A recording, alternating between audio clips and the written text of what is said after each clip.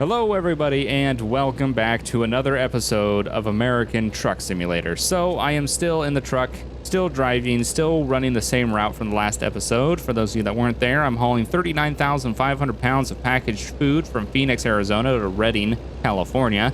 We're going to make $80,000 off this run. We're currently 565 miles away from Redding, California, another 14 hours and 40 minutes. We don't need to sleep for another 9 hours.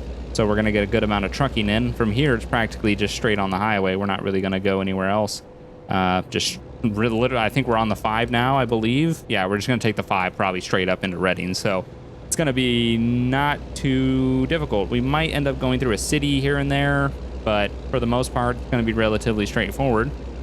And I'm also still hauling my, this is extremely loud. We're going to go back on inside because god damn, that's loud.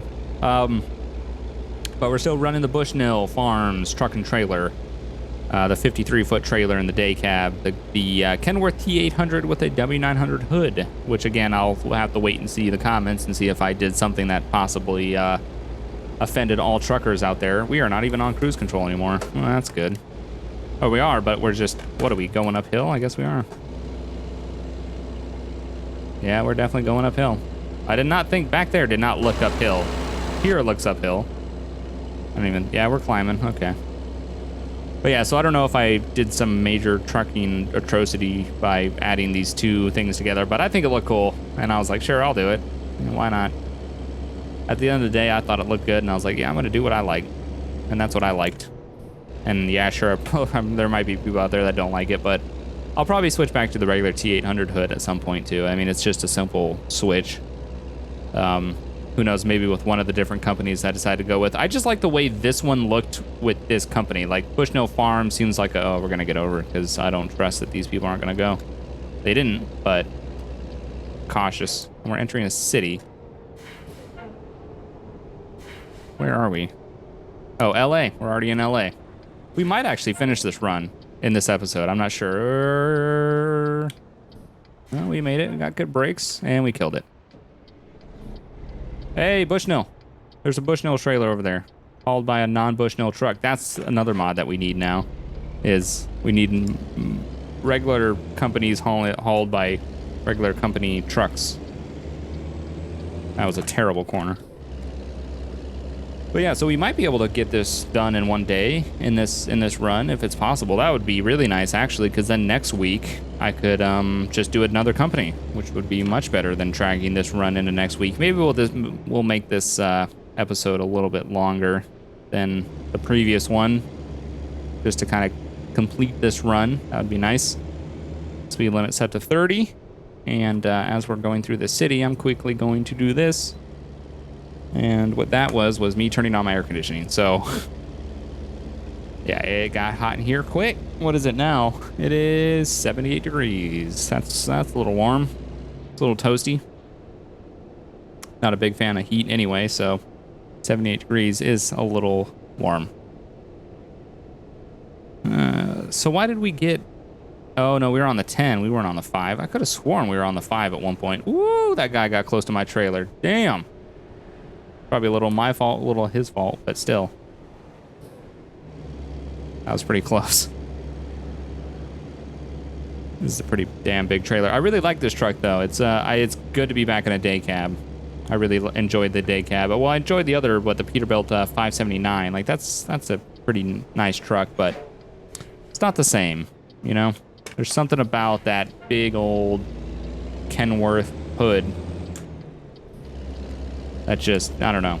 It's so much, it's pleasant to drive. My confidence is much better in this truck than it is in any other truck. And that's one thing too. Oh, this dude is flying. Damn, he slammed on the brakes. Whole front end of the car dove into the ground. Jesus. But yeah, so, I don't know. My confidence level with this truck was a lot more than it was with the Volvo, which I think is another reason why I decided to go with this. I don't know, it's just when you get in a different truck, there's so many things you have to learn about it. It takes more than just a little bit of a trip to kind of get used to it. You got to drive it for a little bit, which I think is why I kind of fell back into the T800, is because I drove the W900 for so long that I got in the T800 and it was same interior, which is nice because it looks good. Which I think is also what they did for the Volvo. I think the Volvo interior was modeled by SCS for the Volvo cab-over trucks, and someone just added a hood, practically, but used the same interior view and everything, which makes the interior look really awesome. But yeah, there's something about being in this cab with this hood, and I love being able to move my camera here and being able to see the left mirror and still see my gauges and everything. It's just really, it sucks when you have to look through this camera angle to see your mirror and you can't see anything in front of you. And I don't use TrackIR or anything like that, so it makes it a lot more difficult. And I don't know, TrackIR might open up more truck possibilities, but it also, it has its moments. TrackIR has its very strange moments where you're like trying to look left or right or something and the whole thing just like starts spinning and you're like, that's not right. So I don't know, it's finicky and weird sometimes, but it is good. I probably could try to set it back up and get it working again, but there's a lot of cops. We have been passed by multiple CHP at this point. I hate that light bar. I really wish I really wish someone would replace it with one of those slim LED ones, because then that would look legit. Also, if someone replaced all the police cars with utilities, like the new SUVs, that would be really cool. Turn the headlights on. What time is it now? 6 p.m. We've been practically almost driving for 12 hours. I remember picking up the trailer about 8 a.m. Friday mornings. Now 6 p.m. Friday afternoon. 445 miles. So we're really eating up the miles. It's a long trip, but it's not a difficult trip. It's a very much so just kind of a straight line, straight shot. As soon as you get out of Arizona, you get on the 5 and you're practically just there. So I don't think we're going to have to go through any more cities on the 5 that I'm aware of, but who knows? We might end up having to drive through Stockton. Seems like we always drive through Stockton. But yeah, I don't know. I'm interested in seeing, too, just when they... I want another truck. I want another truck from SCS. And I'm just interested in seeing what they're going to do. It's got to be like a Peterbilt 379. You did the Kenworth W900. You got to do another big, old school, big hood Peterbilt. Because it's, unfair right now for the Peterbilt fans if there's just a nice old school Kenworth and a new Kenworth. So we got to pull into the scales, which I'm okay with, because I would like to see what the gross weight of this thing is because I think we're pretty heavy. Well, 39,500 pounds for packaged food. That seems pretty damn heavy. All right. Let's go ahead and pull in here. And we'll see what it comes out to. There we go. 72,029 pounds. That seems pretty damn heavy. I thought we couldn't be over... No, we can't be over 80,000? Is it 80,000 pounds is a gross weight that you can't be over? I think it's 80,000, or is it 70,000? I don't think it's 70. I think it's 80,000. I'm not sure. You guys will tell me. Oh, crop duster on the right. Totally missed it. Just got the tail end of the dust. That was not worth it at all. But yeah, so last weekend, I think I started talking about this in the last episode, never really got around to it. But I was talking about how we had gone up to Reno, Nevada to help pick up my buddy's truck. And it was just a long trip there and back, very exhausting. But not only did we do all that driving that day, we then also, that Sunday, so Friday we drove Reno back, Sunday came around, and we drove out to, me and Polecat drove out to Sacramento to a Crown Victoria meet, which ended up being another, I don't know, I think it ended up being like a hour and a half drive, I think it was, one way, so 3 hours total there and back. So in a weekend, oh shit, we're doing 65, oh my god. I'm over here just trying to think back to how many miles we possibly put on our car, but I'm thinking we're getting pretty close, probably about 800 miles. No, maybe not 800 miles. It was, I don't know, we drove a lot. We drove a lot in one weekend. I'm gonna speed up a little bit to get around this slow truck. Don't give me a speeding ticket. I'm only doing 59, 58, 57. All right, I'm gonna get over. I just didn't want to get stuck behind this pickup truck that was going like no mile an hour. But yeah, so we ended up putting a lot of miles on our Vics that weekend, but you know, they did it. They held up to it.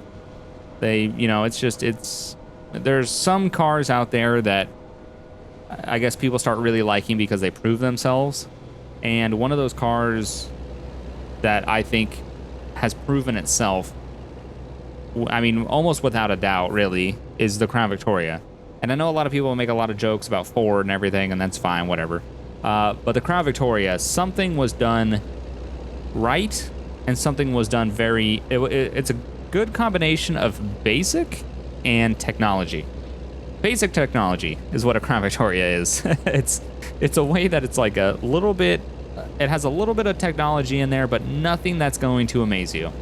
You know, there's not going to be anything in that car that you're going to see and have not seen in another car or are going to be amazed by. It's literally just like, you know, windows, doors, you know, seats, power seats, stuff like that, power mirrors. Other than that, it's like not, you know, there's no heated seats, nothing like that. So it's not high tech, you know, Tesla type of, you know, technology in a Vic, but it's something that where they got a good mix. If you get a good year of a Crown Victoria, it's a good mix between technology and reliability and durability, and those cars just keep going. They've proven themselves to keep going in all types of different situations. I've driven that car in, you know, 105-degree weather, and I've also driven it in 20-degree weather. It's just, it works. It does it. Starts up every time, goes every time, doesn't have a problem, handles a 3.5-hour trip in one go, you know, with no problem. It just works, goes, runs. It's like, oh, going up a mountain? No, that's fine, whatever. It's just, I don't know. It's proven itself. It really has. And with how many miles I'm racking up on my Crown Vic, it's, you know, it's such a hard thing when you have a car that you really care about and that you really enjoy driving, and you've put, you know, a decent amount of money into, and something that you know, want to keep around for a very long time, and you still really enjoy, but you drive it and you rack up the mileage on it, and you sit there and you see all these, you know, this mileage like 80,000, 85, 90, almost 95,000. You know, my car's at 94,000, probably 600-700 something. It's getting pretty close to 95,000.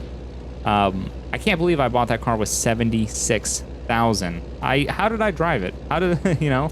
It's like everybody wants to have a car that's really low miles, but I'm torn because it's nice having a car with really low miles, but it's also a nice badge to have a car with very high mileage that's still on the road and still in a very good condition. I would love to have my Vic be a 400,000 mile Vic. Yeah, that's going to require a lot of work and a lot of parts being replaced and stuff like that, and lots of maintenance, but it would be nice that if I had a nice running Vic that had just hundreds of thousands of miles on it. It's a nice badge milestone of just like, you know, this is the toughness of this car. This car is proving itself that it's still going over this many this number of mileage. Like you see those YouTube videos where the people are like, this is a 1,000,000-mile truck with the original engine, you know, and it's like, well, yeah. Original engine maybe, but what was done on the inside of the engine, what's been replaced, you know, it might be the same block, but so, you know, it's just one of those things. Like, it's just, it's nice to see someone have a low mile car, but it's also shouldn't be those things where you see a high mile car and you go, ooh, unless you're looking at buying it, of course. But if you see someone that has like the Crown Vic meet that we went to on Sunday, mileage range is all over. But it should be the other way of not the people saying that they have the lower miles that are like, oh, I've got this many. I think it should be the other way around where people should go, oh, I have 150-something thousand. Oh, I got 175-something thousand. Like, we should try to be out-miling each other and not under-miling each other. Because there's the appeal and the sense of, like, quality and goodness in something that has low miles. You see a car that has low mileage, oh, that's got to be good. It's got to be in good shape. That's not always true. That's not always true at all.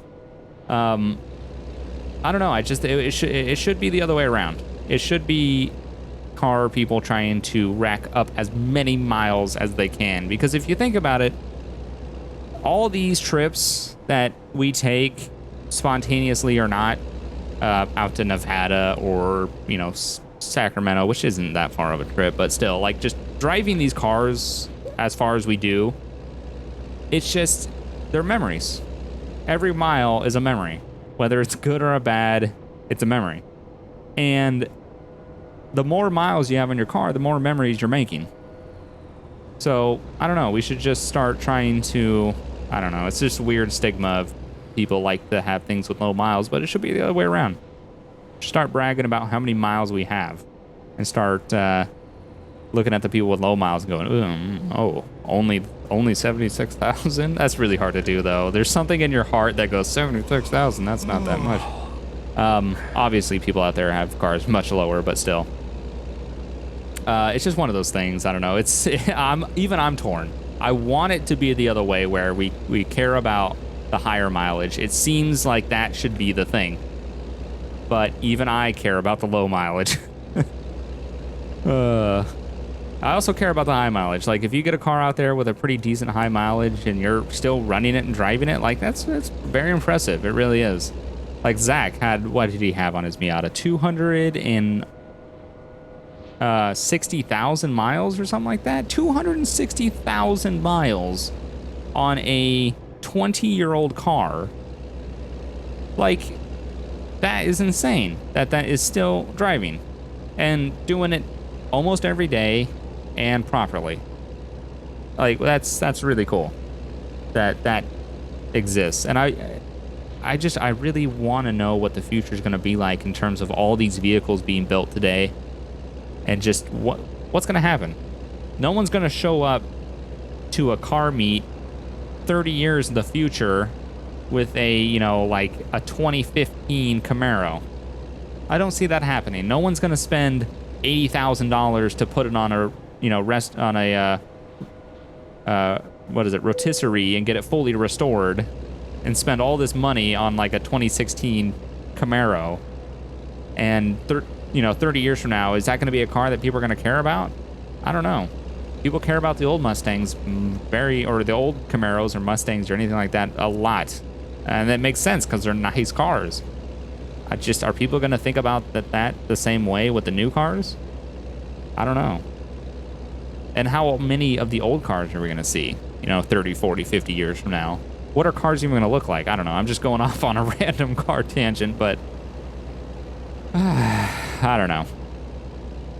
Just kind of let my mind run free with thoughts of cars. I don't know. It's a good thing. I like it. I like thinking about cars and what's out there, what could be out there in terms of just design. I don't know. Some of the cars you see nowadays, like the concept ones, you're just like, that is the ugliest piece of shit I've ever seen. If that's on the road, you just look at it and go, no, that should not be a car. It doesn't look like a car. Nobody wants to ride in a bubble with wheels on it. Like, come on.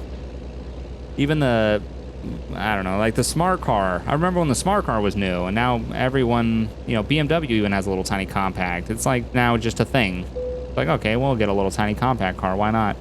We are really getting tired here. How far do we have? We have 118 miles, 3 hours, and we got to rest in 20 minutes. And we just passed a rest stop.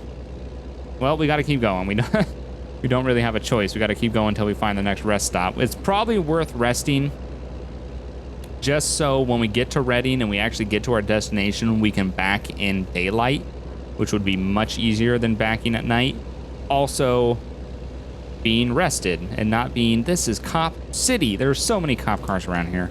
Well, it is the 5. It is like real life, actually. If you ever drive on the 5 in California in real life, oh, there's going to be cops everywhere. But yeah, we got less than 100 miles left. And we just got to find a rest stop. But it would be much easier not falling asleep and backing during the day, especially because this is an Eddie's drop, which is, I mean, it's not difficult, but it's a little more complicated. It's just you got to kind of back around a corner, a blind corner in a way, and yeah, it's strange. So it'd be better to go during the day. So we're just going to keep driving until we find the next rest stop, which who knows when that's going to be. But whenever that does, I think we're going to find one soon, so we should be okay. If I get over, I feel like I should get over. There's a guy there, though. I should probably get over. Yeah, we're coming up to a rest stop soonish. I want to get over.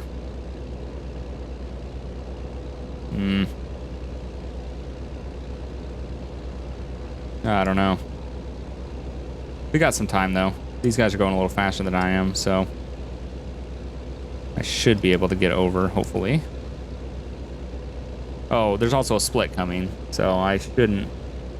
Reading, or Medford. Medford! That's Oregon. That's right. Oh, man, I can't wait till they add Oregon.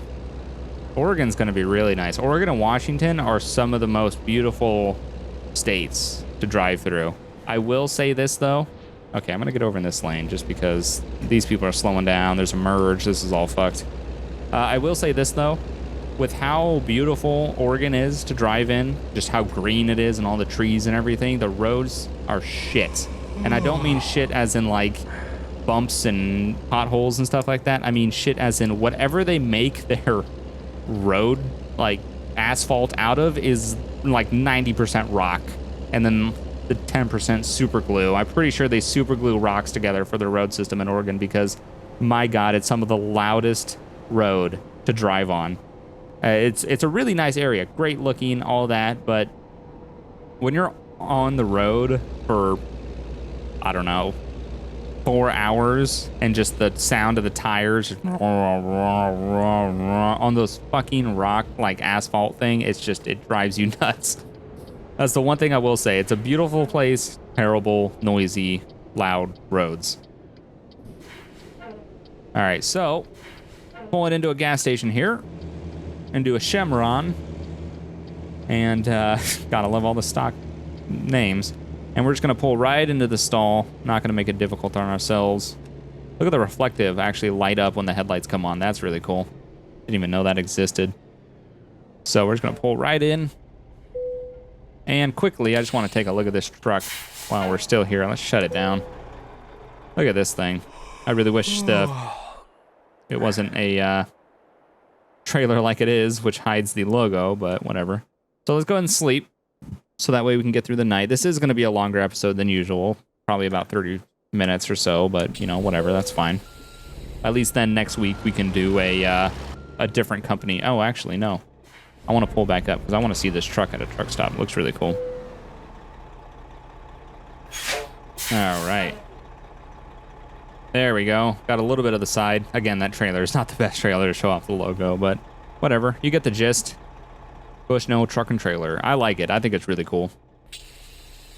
It's nice having a company truck trailer. And then there are some of the other trailers right in front of us, like the Sunshine Crops and Wahlberg and stuff like that. So there's other companies. We'll definitely be trying out a bunch of different ones, because some of the skins, like I said, are really, really cool. Bushnell was one of those ones that, like, I didn't really think about in the first place. Like, when I downloaded the mod, I didn't really even think about using this skin, but once I saw it, I was like, oh, that's pretty cool. Like, I can make, like, a farm-style, like, tractor truck and, like, haul trailers with it, and that's how this started, so.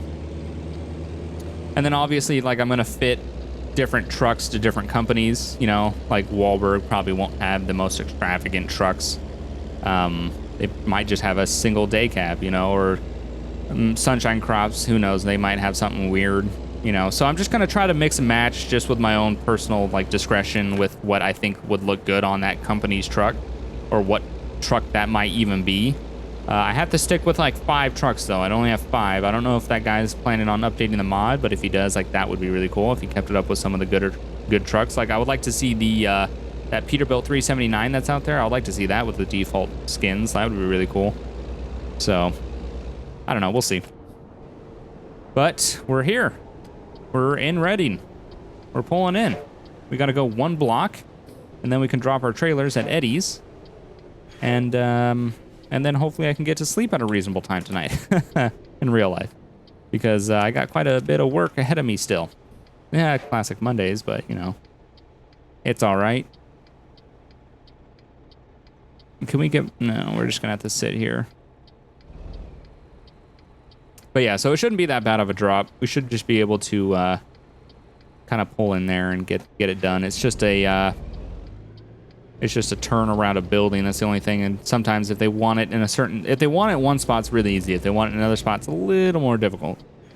So we'll see. But it's not a very difficult job or a difficult parking spot to begin with. All right, Reading. I like Reading. Reading is a nice looking city. In American Truck Sim, I don't know. I've been to Reading in real life. I was gonna say in real California. I've been to Reading in real California. I don't think I have actually. I don't really know. Reading. I think I have. Probably on a road trip to somewhere else. Just stopped by. But in American Truck Sim, I don't know. It has a nice like look. Lots of trees and stuff. Just looks good. All right, so we're at Eddie's. We're gonna get ready to back this trailer in. Thank God they decided to clear out the parking lot. Jesus. So this is gonna make it 10 times easier because now we don't have to worry about any cars over here.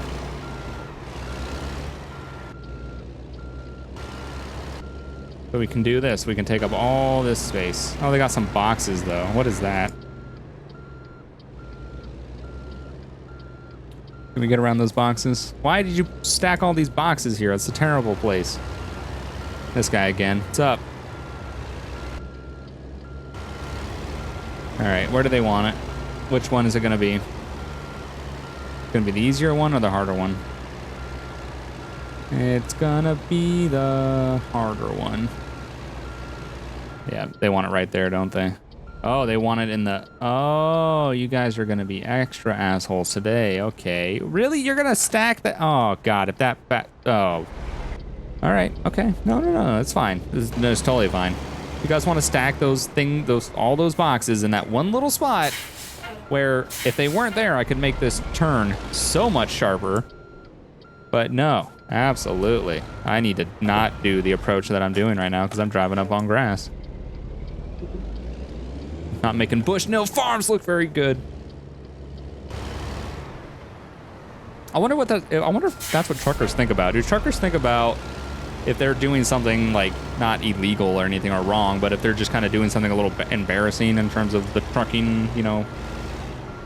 Ooh, oh, we're really clear on those. Like, do they get embarrassed and think that they're like giving their company that they're driving for a bad name? Oh, hitting the, yeah. This is a big ass trailer. This is not a big room to back it, but it's gonna work. It's gonna work. I can feel it. Okay, let's go right there. Cut it. Nope, we're hitting something. What are we hitting?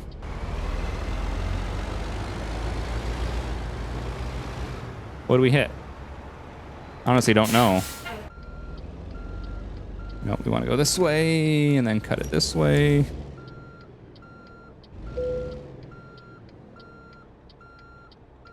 All right, let's pull it forward, straighten it out. This stupid, oh my God, they're movable boxes. Holy shit, mind blown. Did not know that there was movable boxes in American Truck Simulator. Like that you can hit and they can move, that's cool. We're gonna hit that wall back there. Actually, we didn't. Nice. All right, right here. I'm happy with this. Right there. All right, parking brake on, flashers off. Let's take a look at this truck. Let's shut it down too while we're at it. Why not? Oh, there we go. Take a look at that. That is awesome. That is a cool view. I like that a lot.